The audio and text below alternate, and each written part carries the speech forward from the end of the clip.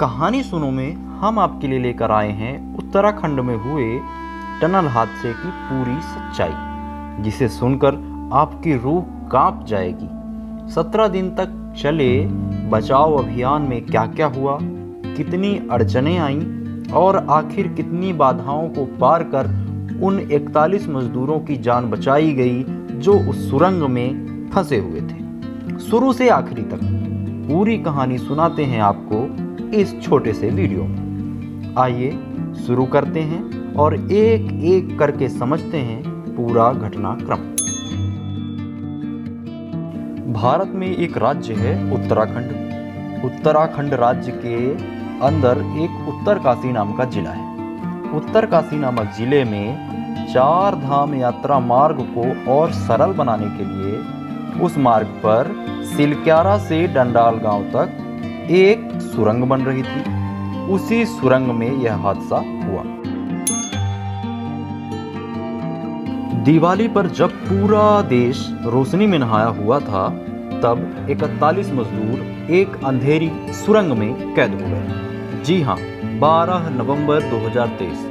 12 नवंबर 2023 को एक ओर जहां सारा देश दिवाली मना रहा था, वहीं दूसरी ओर हमारे कई मजदूर भाई उत्तराखंड राज्य के उत्तरकाशी नामक जिले में 4 धाम यात्रा के लिए नया रास्ता बना रहे थे। उत्तरकाशी की जिस सिलक्यारा डंडाल गांव टनल में वो मजदूर काम कर रहे थे, वहां सुबह 5:30 बजे अचानक भूस्खलन होने लगा। इस दौरान कई मजदूर बाहर निकल गए, लेकिन निर्माणाधीन टनल का लगभग 60 मीटर हिस्सा ढह गया और 41 मजदूर सुरंग के अंदर फंसे रह गए, जहां से बाहर निकलने का अब कोई रास्ता नहीं था। मजदूरों को मौत अब अपने बहुत नजदीक नजर आ रही थी। खबर मिलते ही राज्य और केंद्र सरकार की एनडीआरएफ और एसडीआरएफ जैसी एजेंसियां घटनास्थल पर पहुंची और शुरू हुआ मजदूरों को बाहर निकालने के लिए बचाव अभियान। धीरे धीरे मलबे को हटाने की प्रक्रिया शुरू हुई, लेकिन आगे का मलबा हटाते ही ऊपर से और मलबा ढहकर सामने आ जाता था। लगातार मलबा आने के कारण मलबे के बीच 900 mm यानी करीब 35 इंच मोटे पाइप डालकर मजदूरों को बाहर निकालने का प्लान बनाया गया। मलबे के बीच 200 हॉर्स पावर वाली हैवी अमेरिकन ड्रिलिंग मशीन, जिसका नाम ऑगर था, इस मशीन से ड्रिल करके पाइप को धीरे धीरे अंदर डालने का काम चालू हुआ। लेकिन यह काम काफी चुनौती भरा था। सुरंग के भीतर मिट्टी काफी ढीली थी, वहां पत्थर भी खिसकते रहते थे। सुरंग के निर्माण के लिए लगाए गए मोटे मोटे सरिये रास्ते की बड़ी रुकावट थे, जिन्हें काटना बहुत ही मुश्किल साबित हो रहा था। बचाव कर्मी ड्रिलिंग मशीन के जरिए मजदूरों तक पहुंचने का प्रयास करते रहे। इस बीच कई बार मशीन में खराबी आई, पर उसे ठीक कर करके आगे बढ़ते रहे। बचाव कर्मी सीधे रास्ते से एक पतली सुरंग बनाकर मलबे के बीच से अलग अलग चौड़ाई के कई पाइप अंदर भेजने पर काम कर रहे थे, जिन पाइपों के माध्यम से अंदर फंसे श्रमिक स्ट्रेचर पर बाहर लाए जा सकते थे। एक एक करके 11 दिन बीत गए, लेकिन अभी भी मजदूर टनल के अंदर ही फंसे हुए थे, क्योंकि टनल से बाहर निकलने के रास्ते पर जो मलबा जमा था वह अभी तक साफ नहीं हो सका था। घटना के 12वें दिन खुदाई कर रही और मलबा हटा रही ऑगर ड्रिलिंग मशीन टूट गई। मशीन टूटने के बाद ये काम रुक गया, जिससे अंदर फंसे मजदूरों के जीने की आस एक बार फिर कमजोर पड़ने लगी। मशीन के टुकड़े वहीं अंदर फंसे रह गए, जिसे बाद में बड़ी मशक्कत के बाद बाहर निकाला जा सका। इसके आगे की खुदाई ड्रिलिंग मशीन से नहीं हो सकती थी, क्योंकि ड्रिलिंग मशीन टूट चुकी थी। इसलिए आगे की खुदाई के लिए रैट माइनर्स को बुलाया गया।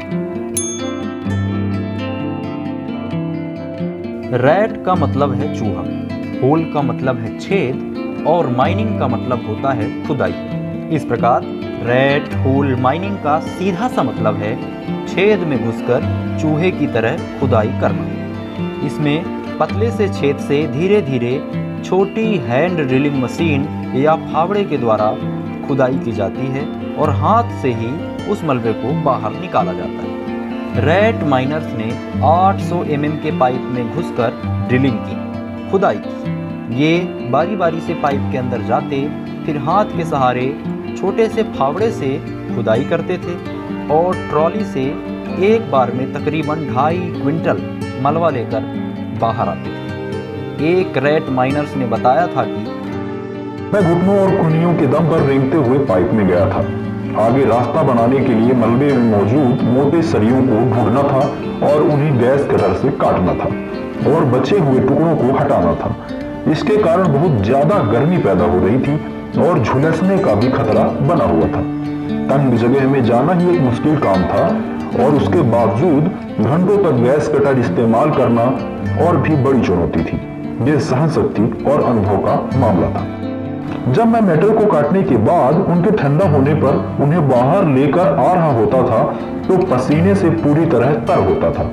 यहाँ तक कि मेरे जूते पसीने से भर गए होते थे, लेकिन बाहर निकलने पर जैसे ही ताजा हवा मुझसे टकराती बहुत ही सुखद एहसास होता था। बाहर निकलने पर लोगों ने मेरे लिए तालियां बजाई और मेरी सराहना की, जो सारी तकलीफों पर मरहम था। दिवाली के बाद से ही पूरे देश की निगाहें सिलक्यारा सुरंग पर टिकी हुई थी। सुरंग के बाहर सैकड़ों लोग जमा थे, जिनमें टनल में फंसे मजदूरों के घर परिवार वाले भी थे, जो पिछले कई दिनों से उनके सकुशल बाहर निकल आने की उम्मीद में टनल की तरफ टकटकी लगाए बैठे थे। और पूरा देश एक साथ उन मजदूरों की सलामती की दुआ कर रहा था। आखिरकार रेस्क्यू टीम को सफलता मिली। Rat hole miner Munna Qureshi वो पहले शख्स थे जो घटना के 17वें दिन शाम 7:05 पर सुरंग के अंदर फंसे लोगों तक पहुंचे और उनका अभिवादन किया। टनल में फंसे लोगों ने मुन्ना को गले से लगा लिया, उनके लिए तालियां बजाईं और उनका शुक्रिया अदा किया। इसके बाद मजदूर खुद ही क्रॉल करके यानी घुटनों के बल पाइप के द्वारा धीरे धीरे बाहर निकलने लगे और 8:45 पर सभी मजदूर टनल के बाहर थे। इस तरह उन्हें नया जीवन मिला। मजदूरों के बाहर निकलते ही उनके परिजनों की आंखों से आंसू छलक पड़े। वहीं पूरे देश में खुशी की लहर दौड़ गई। लखीमपुर खीरी के श्रमिक मंजीत लाल के पिता ने 17 दिन बाद अपने बेटे से मिलने के बाद कहा, हमारे लिए आज ही असली दिवाली है। यह थी उत्तराखंड में हुए टनल हादसे की पूरी सच्ची कहानी। अगर कहानी आपको अच्छी लगी हो तो कहानी को लाइक करें और अपने दोस्तों के साथ शेयर करें, जिससे उन्हें भी इस घटना की पूरी जानकारी हो। अपना कीमती समय निकालकर यहाँ तक आने और इस कहानी को पूरा सुनने के लिए आपका धन्यवाद।